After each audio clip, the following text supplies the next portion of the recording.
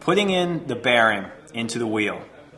Putting the bearing into the wheel is actually a very difficult thing to do, since the bearing is exactly the same size as the center of the wheel, and the tighter the fit, the better when you're actually out there rolling around. So there's two ways that you can put in a bearing into a wheel. So one of the ways is if you have a tool that's specifically made with a bearing press inside of it. Now, if you're lucky enough to have one of these, it makes it a lot easier. You put the wheel on a flat surface, and you put the bearing on top of the wheel. And with this tool, you press it into the wheel. Now, you'll find that this may not be locked into place, but I'll show you in 1 second how you'll make sure that this is locked in. The other way that you can put a bearing into a wheel is by putting the bearing with the proper side facing upward and guide it in like this and locking it in like that. Now, you're going to want to take off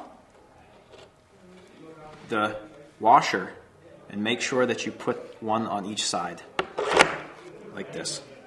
Now, when you put your bolt on, you're going to want to make sure that it goes on straight, especially with a used truck. Sometimes it's difficult to get the bolt in and have it make sure it goes down straight, because sometimes bolts are made of a material that's softer than the axle.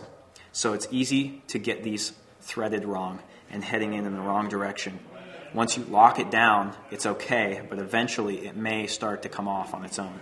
So you want to get it in there straight, and then you want to tighten it way past where you would ever want to skate, and make sure that it doesn't move first.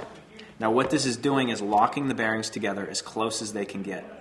Now you want to build up the room by turning it left and loosening it to give it enough distance for a little bit of movement and kind of check how it feels. And it looks like it's good. Now, different people choose to put their bolts on at a different distance depending on how you want it to end up feeling. I tend to put some distance in between it and give it some space and some play so that it can move around a little bit. Another reason that you may want to make your bolt go a little bit higher is to have as few threads showing at the top of the axle as possible. Now the reason for this is if you have fewer threads, there's less threads that can end up getting messed up when you miss your tricks and you land primo and it starts to wear down. So that's one reason that you should keep it at the end. And I just like how it feels to have it a little bit louder and sounding a little bit louder on the street. And this